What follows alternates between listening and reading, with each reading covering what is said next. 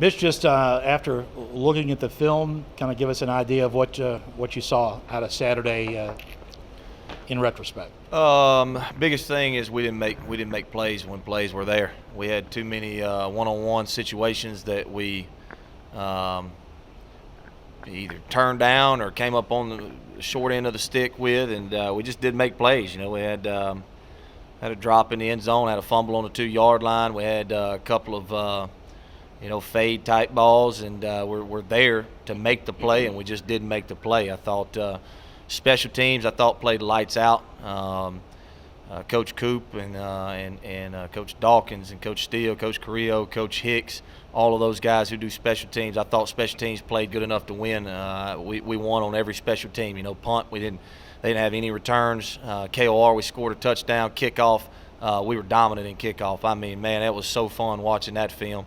Punt return, we almost the last game we went 2 returners right there, and Bobo almost brought it back to the house. And so I thought special teams we played good enough to win.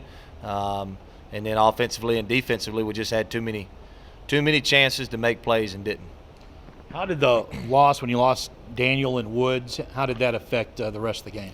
I don't know. Coach Simpson, he came to me after the game and asked me how those two were doing and all of that kind of stuff. And I don't know. I know the guys that we put in their place. They played their hearts out. They went out there and they did very well. Given the amount of reps and time that they got during the week. So I know that those two guys have been very productive for us. And when they went out, obviously there was a lot of production that went out with them. But the guys who took their place, they played very well. You do have a red-hot team coming in here. I think everyone was scratching their heads early with Eastern Illinois losing 3 out of the gate, although they played tough competition. But they got whatever problems they had righted, and they're playing really well right now. Talk a bit about that. Yeah, I don't know if they necessarily had any problems. It's just like you said, they had a rough schedule. I mean, they played Western Illinois, they played Northwestern, they played some really tough teams there early, and but you're right, they're about as hot of a team as there is right now in this conference, and so they present a lot of problems. They got a lot of different weapons that can come at you, so it'll be quite a competition Saturday. There were 2 particular conversions for me that I saw where Neal maybe surprised a little bit of everybody and kind of scrambled with his feet. Was that part of the scouting? Did you guys know that he had a good chance to maybe break 1 or 2 really big runs? No, there was some busts. Not very good eye control defensively. That was one of the biggest problems we had. Is offensively we were horrendous on 3rd down. I think we were 3 of 13, which is terrible. And then defensively, I think they were like 80% on 3rd down conversions. But even more so, what was more discouraging was how many 3rd and 10s and 3rd and 10 pluses that they were able to pick up. And it's like I said, there's just too many times where we're there to make a play and we don't make the play. We don't make the tackle. Number 22, man, he's an unbelievable running back. Dadgum, man, he looked like Danny Woodhead the other night. We couldn't tackle him, couldn't bring him down. He's breaking tackles. We're 3rd and 13, and they check it down to him out in the flats, and he makes the dude miss and picks up a 1st down, and makes it awfully hard. I I remember at one point during the game, I hear Boone over the headset say, "Boys, I'm trying. I've called literally everything we got in the playbook," and that was just what type of night it was. We were just trying to get as many hats around the ball as we could because we just were not making the plays in one-on-one situations. That being said, you guys had some special plays early. Janowski finally breaking a really big passing game.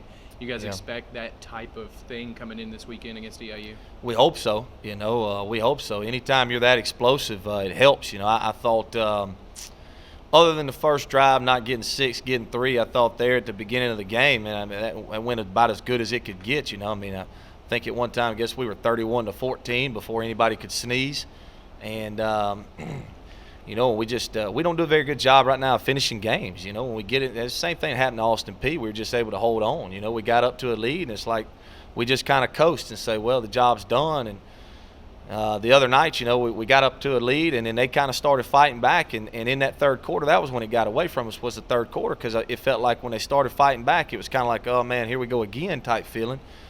And it took us a quarter or kind of half of that 3rd quarter to get them out of that, to get them back fighting again. And that was one thing that I was very pleased with was I mean, shoot, at the end of the game, crazier things have happened. We had a chance to get an onside kick and then throw the Hail Mary again for a touchdown again, and then figure out whether we wanted to tie it or go for the win. So, but I thought that the beginning of the game, as explosive as we were, I mean, that's kind of how you draw it up in your mind. Something else that I noticed, Roman Clay is running as good as anybody who's running Racer history at this point. 3 straight 100 games, maybe another one coming this Saturday. What's working so well for him? Well, I'll be honest with you. I think a lot of that, I give kudos to Coach Dawkins. Coach Dawkins is one that he's a tough love kind of guy, and man, he's showing Roman a lot of it. And then Doc told him, said, "Look, man, you're a 200-pound plus back. Run behind your pads. I don't ever want to see you get knocked back. And when I see you get knocked back, you're coming out." And that's kind of how the precedent was started back when Coach Dawkins first got here, and he hadn't let up. And I think that's the biggest thing and I've talked about it before. Roman is getting those 2 and 3 yard gains just by falling forward, and not those -1 and -2 gains by falling backwards, by getting knocked back. And he's doing a good job of running behind his pads. And Coach Dawkins and Coach Steele, they're doing a good job of some game planning right now and putting them in some good running situations and things like that.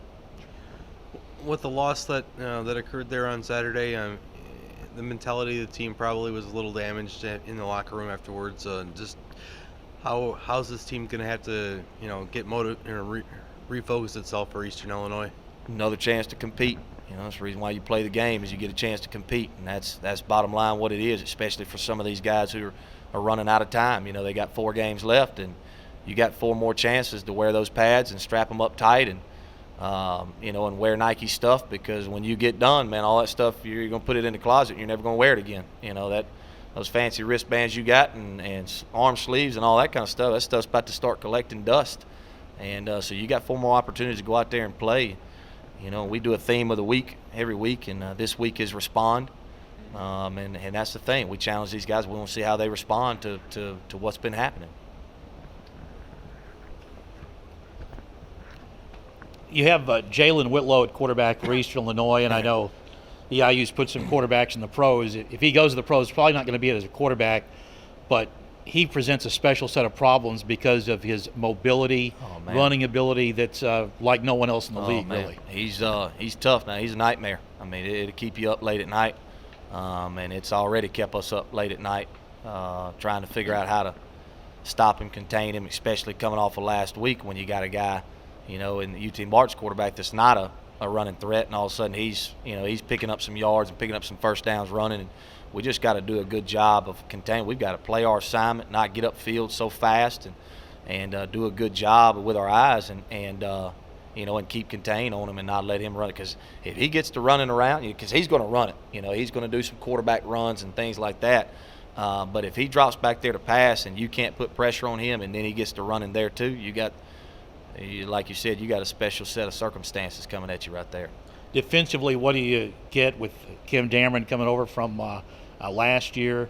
What do you see out of Eastern Illinois different defensively than maybe you used to see? Yeah, I don't know. It's tough because when you watch them, everybody's playing us so differently. And I'm trying to, and I don't know why. Obviously, I want to call them up, say, hey, man, why are you playing me like that? But you just can't.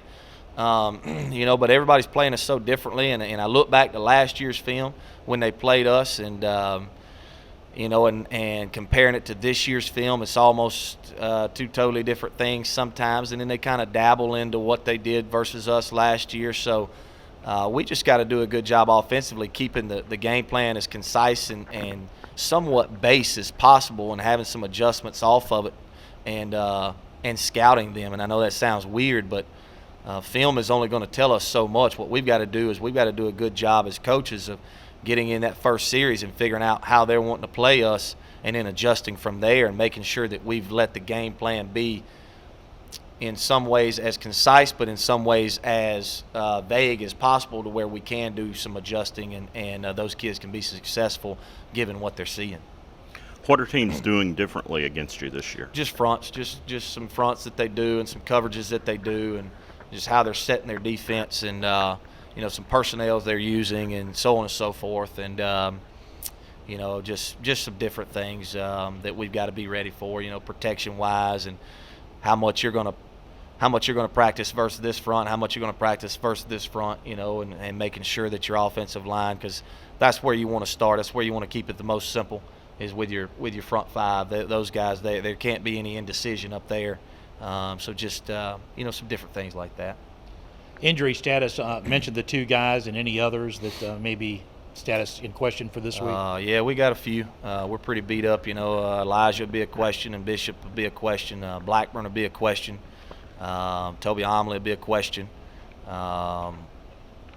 am I missing? We got quite a few this week, so there'll be some mixing and matching and some things that we got to do from a personnel standpoint, coaching wise, to get some of these dudes, get some of these other guys ready to play. But it's like I told them Sunday when some of those guys, Drew Rutland was another one. He'll be a question, but it's like I told them Sunday when some of these guys started coming in with crutches and stuff like that. Hey, if you're the next guy, it's next guy up. You got to get yourself prepared the next couple of days to be ready to go play on Saturday. So we'll see. A couple of them had some doctor's appointments today, so we're still kind of waiting.